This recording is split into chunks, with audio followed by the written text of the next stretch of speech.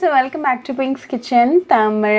இன்னைக்கு நம்ம பச்சை பயிர் வச்சு கட்லெட் எப்படி செய்யறதுன்னு தான் பார்க்க போறோம். இது ரொம்ப ஒரு ஹெல்தியான ஸ்நாக் ரெசிபி. உங்க குழந்தைகளை ஈஸியா நீங்க பச்சை பயிர் சாப்பிட வச்சிரலாம். சோ இந்த ரெசிபியை பார்க்கறதுக்கு முன்னாடி இதுக்கு தேவையான பொருட்கள் என்னென்னன்னு பார்த்துட்டு வந்துடலாம்.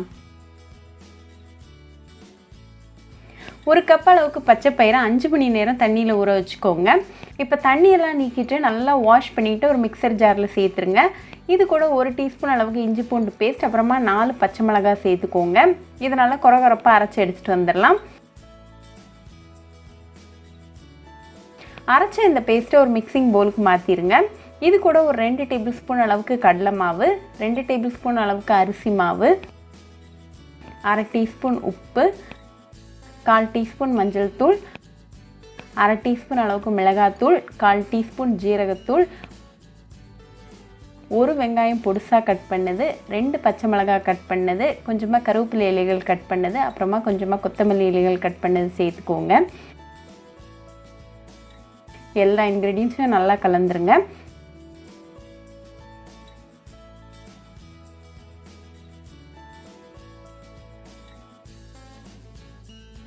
இப்போ எல்லாம் நல்லா மிக்ஸ் ஆகி ரெடியாக இருக்குது. ஸோ கையில் லைட்டாக ஆயில் அப்ளை பண்ணிவிட்டு இதுலேருந்து சின்னதாக ஒரு போர்ஷன் எடுத்து நல்லா ஸ்மூத் பாலாக உருட்டிடுங்க.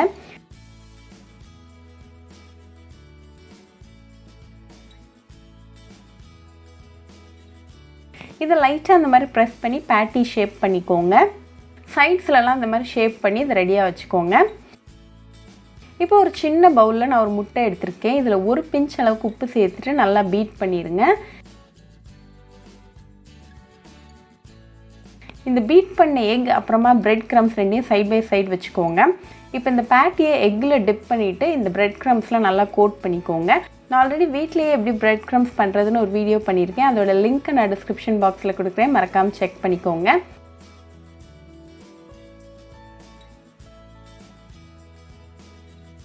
இதே மாதிரி எல்லா பச்சை பயிர் பேட்டியும் ரெடியாக வச்சுக்கோங்க. இப்போ ஒரு இரும்பு சட்டியில் தேவையான அளவுக்கு எண்ணெய் சூடு பண்ணிக்கோங்க. எண்ணெய் நல்லா சூடானதோ ஒரு cutlet at a time fry பண்ணிக்கோங்க. இது ஒரு 2 நிமிஷம் மீடியம் ஃப்ளேமில் நல்லா ஃப்ரை ஆகட்டும். 2 நிமிஷத்துக்கு அப்புறமா அடுத்த சைடு திருப்பி போட்டு அகெயின் ஒரு 2 நிமிஷம் நல்லா ஃப்ரை ஆகட்டும். இப்போ 2 சைடும் நல்லா கிறிஸ்பியாக கோல்டன் ப்ரௌனாக வந்திருக்கு. ஸோ ரிமூவ் பண்ணிடலாம். இப்போ நமக்கு டெலிஷியஸ் அண்ட் ஹெல்தியான பச்சை பயிர் கட்லெட் சூப்பராக ரெடி ஆயாச்சு. இதை நல்லா சூடாக ஒரு கப் ஆஃப் டீ கூட சர்வ் பண்ணி உங்கள் ஃபேமிலி அண்ட் ஃப்ரெண்ட்ஸ் கூட என்ஜாய் பண்ணுங்கள். ரொம்பவே ஈஸி, குவிக் அண்ட் ஹெல்தியான ஒரு ரெசிபி. ஸோ கண்டிப்பாக அந்த பச்சை பயிர் கட்லெட் ரெசிபி உங்கள் வீட்டில் ட்ரை பண்ணி பாருங்கள். ட்ரை பண்ணிவிட்டு எப்படி இருந்துச்சுன்னா எனக்கு கமெண்ட்ஸில் சொல்லுங்கள். ஒரு சூப்பரான ரெசிபியோட உங்களுக்கு பார்க்குற வரைக்கும் பாய் ஃப்ரெண்ட்ஸ். உங்களுக்கு இந்த வீடியோ பிடிச்சிருந்தா லைக் பண்ணுங்கள், ஷேர் பண்ணுங்கள், கமெண்ட் பண்ணுங்கள் அண்ட் மறக்காமல் சப்ஸ்கிரைபும் பண்ணிடுங்க. கூடவே பக்கத்தில் இருக்க பெல் ஐக்கானையும் கிளிக் பண்ணிக்கோங்க. அப்போ தான் நான் போடுற வீடியோஸ் எல்லாம் உங்கள் நோட்டிஃபிகேஷனில் வரும். உங்களுக்கு ரெசிபிஸ் இங்கிலீஷில் பார்க்கணுன்னா பிங்க்ஸ் கிச்சன் சேனலில் பாருங்கள். சேனலோட லிங்க் நான் அந்த டிஸ்கிரிப்ஷன் பாக்ஸில் கொடுக்குறேன், மறக்காமல் செக் பண்ணுங்கள். இன்னொரு இன்ட்ரெஸ்டிங்கான ரெசிபியோடு உங்களை பார்க்குற வரைக்கும் பாய் ஃப்ரெண்ட்ஸ்.